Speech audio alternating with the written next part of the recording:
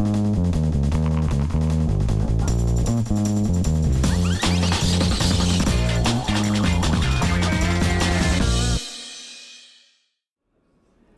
this is Amy Lewis, Cisco Marketing, and we're here for another great episode of Engineers Unplugged. We're going to be talking blank as a service, so you have to keep watching to find out. We've got Steve and Chris, and I'm going to hop off camera and pass it over to Steve. Thanks, Amy. So, Chris, I would say that really today we're talking about two primary cloud stacks, not cloud stack, but two primary cloud stacks. Cisco with IAC and Cloupia, and then VMware with the vCloud suite have really emerged as the dominant two cloud stacks. There's also OpenStack, but that's probably more of a research project. Would you agree? I would say definitely, yes, research project at this time. So at this time. We're just trying to make sure everyone gets nice and irritated there. So I'll let you have it back. Yeah, certainly in terms of non-open source, Cisco and VMware are coming to dominate. Chris is going to go ahead and draw the two different cloud stacks. The thing that I find really interesting, Chris, is that VMware has this kind of software-defined everything approach. So we're going to do everything in software, and we're going to be agnostic to the underlying hardware and the network and all those components. But then VMware takes this exact opposite approach, or Cisco takes this exact opposite approach, that no, everything starts with converged infrastructure and then goes up from there so that we're going to be able to support all the different hypervisors and all the different software pieces. So it's exactly one is VMware's down and then Cisco's from the bottom up.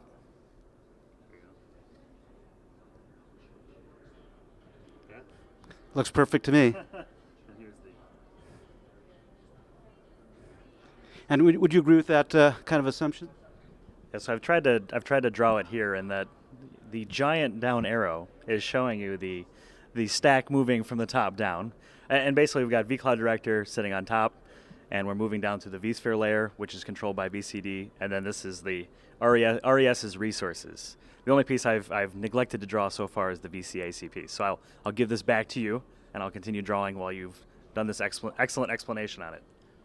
Right, and since you brought up VCAC, vCloud Automation Center, there's also this very interesting parallel between Cisco and VMware.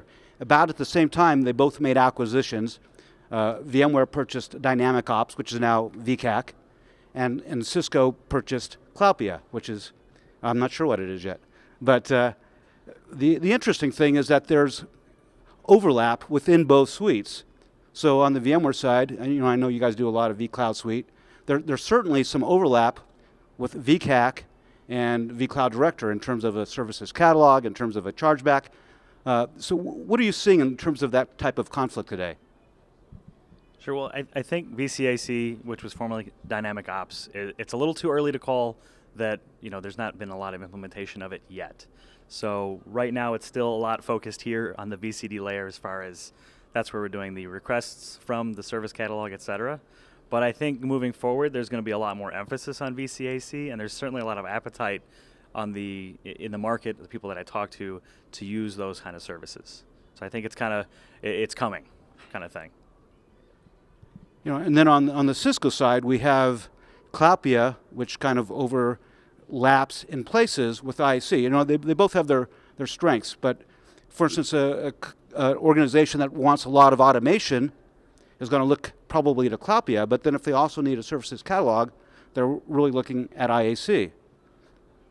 So it's very interesting that both organizations kind of at the same time have these cloud suites that the new products they acquired have overlap. And it's going to be interesting to see how it kind of shakes out in both cases. And then, of course, there's how to each react with each other. We're seeing situations certainly where organizations already have a vCloud Suite Standard or vCloud Suite Advanced, but then we're going ahead and putting in IAC in addition to vCloud Suite. You seeing anything like that yet? There you go. Yeah. I'm going crazy with my whiteboard here. It's kind of like a crack addiction for whiteboard. Yeah. So basically, to comment on that, so I put in quotes Cisco UCS because that's kind of the starting layer when we're working on this side, and I'll draw the fun arrow going the other way, and that the concept is kind of we start at this layer of converged infrastructure. We start with that Cisco UCS layer, not required to be that, but that's the idea. We want to converge all the hardware into one layer down here, expose it to Cloupia, which then goes up to CIAC or Cisco IAC. I love abbreviations. And that we're working more from the bottom to top model. And so as you can see, we've got kind of two different arrows, but a lot of commonality here. Would you disagree with that or agree with that, or? Yeah, I think there is a whole lot of commonality, and the one thing that we're tasked with as partners is which do we recommend for our customers. I'll let you go first with that. Oh, that's just mean. So to me personally, I haven't spent a lot of time in this side of the house. We'll say this area in the red boxes, so that's why I drew them in red. Is kind of the question mark for me personally.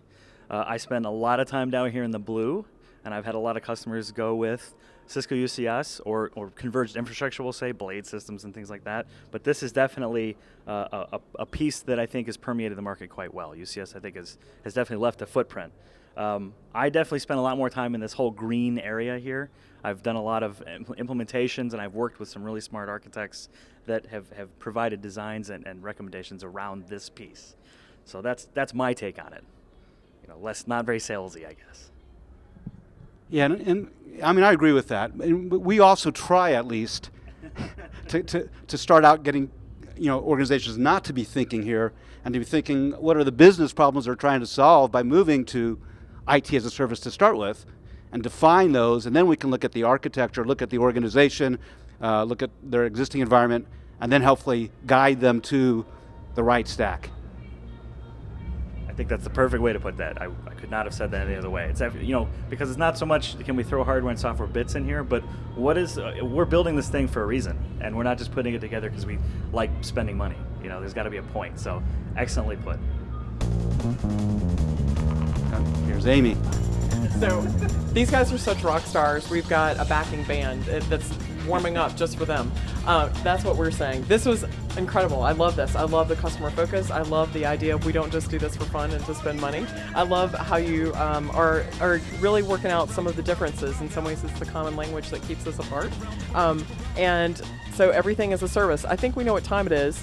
We've only got a little bit of space because I don't want to mess up this awesome whiteboarding, but I think it's time for the Unicorn as a Service Challenge. And go. What do you got? Let's see your unicorn. Chris has been rocking the whiteboard, so we've got pretty high expectations here. Okay, he's going with the tail first model. It's again, top down or bottoms up. And he's going bottoms up. And wow. Wow. That is an aggressive unicorn. That is I'm not sure if it's a unicorn or brontosaurus, but I kind of like it. So what a great conversation. As always, I learn something every time. So thank you so much, Steve. Thank you. And thank you, Chris. Pleasure. And we'll see you next time on Engineers Unplugged.